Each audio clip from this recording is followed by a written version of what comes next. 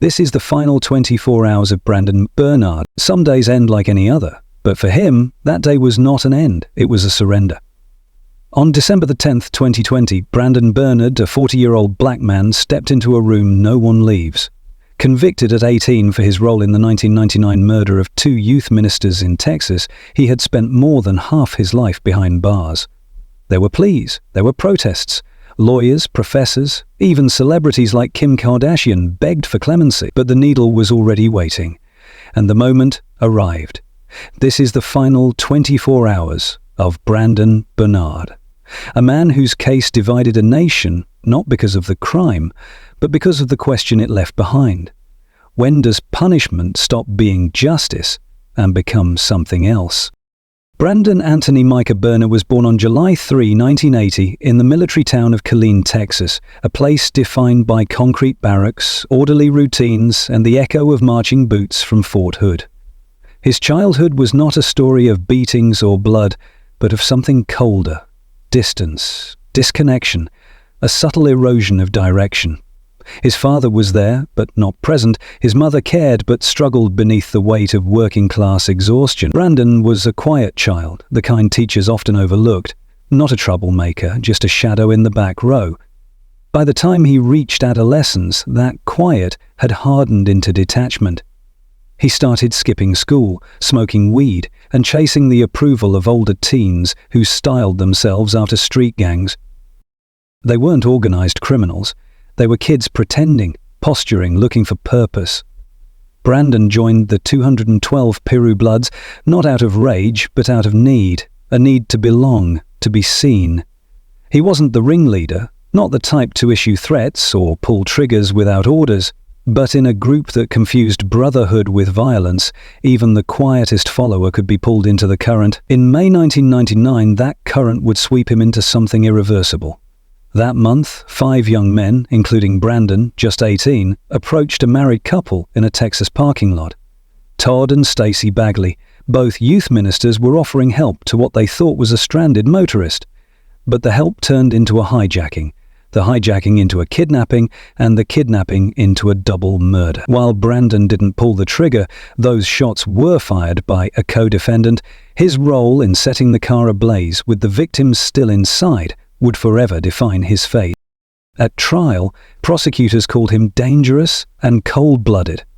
But others, years later, would say he was scared, manipulated, and more a misguided boy than a remorseless killer. Still, back in 1999, the courtroom didn't see confusion or trauma. It saw a gang member, a black teenager, and a nation still reeling from a wave of violent crime. Brandon Bernard was sentenced to death, and from that moment on, he began a different kind of waiting. Not for freedom, but for the slow, ticking countdown to the end of his name. It was a warm Sunday afternoon, June 21, 1999, when Todd and Stacy Bagley, both young youth ministers in their 20s, stopped at a gas station in Killeen, Texas. They were newlyweds, devout Christians, and known for their generosity and open hearts.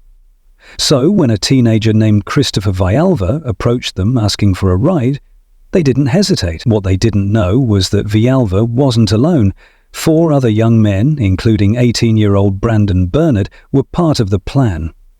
Once inside the car, Villalba pulled a pistol and forced the Bagleys into the trunk of their own vehicle. What followed was a grim and meandering ride across town. For nearly 9 hours, the couple remained trapped in darkness, singing hymns and praying aloud. The teens, meanwhile, withdrew money from ATMs, bought gasoline, and argued about what to do next. Eventually they drove to a secluded area on Fort Hood military property, a remote patch of Texas dirt where the night swallowed noise and conscience. Villalba opened the trunk, raised the .40 caliber pistol, and shot both Todd and Stacy in the head. Todd died instantly, but Stacy, by the coroner's account, was still alive, unconscious, breathing shallow. That's when Brandon Bernard stepped forward with a bottle of gasoline. He soaked the car, he lit the fire, and he watched it burn. The flames engulfed the vehicle, consuming the 2 victims inside. Later, forensic reports would confirm what the jury would never forget. Stacy Bagley died of smoke inhalation. her lungs filled with fire before her body gave out. Bernard would later say he thought both were dead. That he panicked. But the law didn't care about panic, it cared about consequences. When investigators recovered the vehicle, they found charred human remains, a melted license plate, and enough evidence to close the case in less than a week. Brandon was arrested. He confessed. He led authorities to details only someone involved could know. At trial, jurors were shown graphic photos. They heard from experts. And they heard one damning truth. Brandon Bernard had helped kill a woman who was still alive. He didn't pull the trigger, but he lit the match. And in the eyes of federal prosecutors, that was enough. He was sentenced to death, not just for what he did, but for what he failed to stop. Brandon Bernard was arrested just days after the charred remains of Todd and Stacy Bagley were discovered inside their burned car on a remote patch of Fort Hood land. The investigation moved quickly. Authorities had phone records, forensic evidence, and most of all, confessions. Brandon, barely 18, sat across from federal agents and admitted what he had done. He did not deny his role in setting the car on fire. He did not claim innocence, but he insisted he thought the couple was already dead. It didn't matter. Under federal law, participation in a murder during the course of a carjacking qualified for the death penalty. The trial took place in 2000 in a federal courtroom in Waco, Texas. The prosecution painted Brandon as part of a violent gang, a young man eager to prove himself through blood. They showed jurors photographs, pictures of the victims before and after, the kind that silence a room. They played the 911 call. They showed the gas can. The jury, shaken, listened as forensic experts testified that Stacy Bagley had been alive when the flames reached her lungs. And that was the moment the case was sealed. Brandon's court-appointed defense attorneys did not call a single witness during the sentencing phase to speak on his behalf. No psychologist, no family member, no one to say he had been manipulated or frightened, or just a kid. When the sentence came down, Brandon didn't cry, he didn't plead, he just stood still, stone-faced, as the words "death by lethal injection" rang through the courtroom. Behind him, some jurors wept. But not all. Years later, 5 jurors would publicly express regret for voting to execute him. One said, "If I had known what I know now, I would have never agreed." But in that moment, in that courtroom, in that year 2000, still echoing the fears of a nation obsessed with punishing crime, Brandon Bernard was marked for death, and the machinery of justice began its slow, irreversible countdown. December 10, 2020. The sky over Terre Haute, Indiana, was low and grey, as if morning had arrived early. Inside the special confinement unit of the federal penitentiary, Brandon Bernard woke up for the last time. He didn't say much. He rarely did in the 20 years he spent on death row. The guards noted that he was calm, quiet, polite, resigned. At 6:00 a.m., he sat on the edge of his bunk, staring at the wall. He didn't eat breakfast. At 8:00, the warden entered to explain the schedule for the day. Brandon nodded. No protest, no visible fear. He made a few phone calls to his spiritual advisor, to his legal team, and then to his family. At 10:00, the prison chaplain visited. They read scripture together, the words slow and heavy in the still air of the cell.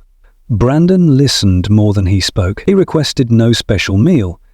His final meal, standard and forgettable, was placed on the tray. He didn't touch it. By afternoon, the media had gathered outside the prison gates, their cameras pointed at chain-link fences and razor wire.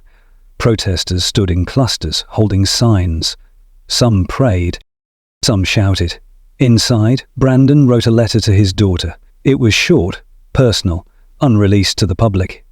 At 5:00 p.m., his attorneys made one last appeal to the Supreme Court. It was denied within hours. The Justice Department, under orders from the Trump administration, pushed forward. By 7:00 p.m., Brandon was led from his cell to the holding area outside the execution chamber. He wore standard prison garb. No shackles, just soft footsteps on cold concrete. At 8:30, he met with his spiritual advisor one last time. They prayed. Brandon asked for forgiveness, not just from God, but from the world he would leave behind. At 9 o'clock, he was strapped to the gurney. The room was cold. Witnesses watched from behind a pane of glass. The IV lines were inserted, the drugs were prepared. At 9:25, he was asked if he had any final words. He looked up, tears in his eyes, and said, "I'm sorry." He mentioned the victims by name. He asked that his death bring peace, not more pain. 2 minutes later, the chemicals began to flow. His chest rose, then fell, then stilled. By 9:27 p.m., Brandon Bernard was pronounced dead. He had spent more than half his life in prison, and in those final 24 hours, he did not scream, he did not beg, he did not run. He faced the end the way he had lived behind bars, quietly, painfully, and entirely alone. As the doors to the execution chamber swung open, Brandon Bernard walked forward with quiet, deliberate steps. There was no struggle, no final outburst, no collapse of nerve, just the steady rhythm of a man who had waited 21 years for this moment. The fluorescent lights above cast a pale glow over the sterile room, where a narrow gurney awaited, bolted to the floor beneath a window of soundproof glass. On the other side, the witnesses sat, federal officials, members of the victims' families, and a few quiet observers, each holding their breath, watching a life reach its final frame.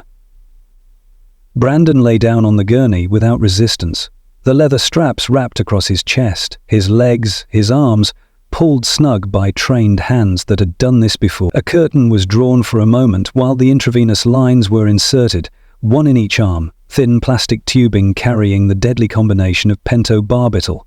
When the curtain opened again, Brandon's eyes were already glistening. He turned his head slightly toward the window, toward the families of Todd and Stakey Bagley, and offered words they never thought they'd hear. "I'm sorry." His voice cracked, but he didn't look away. "I wish I could take it all back. I didn't do everything right in life. The things I did, I wish I could change them. I hope tonight brings you peace." Some witnesses cried, others sat motionless, their faces stone. Brandon closed his eyes, inhaled slowly, then spoke his last words. "I love you all." At exactly 9:25 p.m., the execution began. The chemical flowed into his bloodstream quickly, silently. His breathing slowed. His chest rose once, then again, then stopped. A single tear slipped from the corner of his left eye, trailing down his temple before resting against the fabric beneath his head. At 9:27 p.m., Brandon Bernard was declared dead. Outside the prison, candlelight vigils flickered in the cold night. Some called it justice, others called it an irreversible mistake. But inside those concrete walls, beneath fluorescent lights and behind unblinking glass, a man who once made a fatal choice at 18 had spoken the words he never could in court.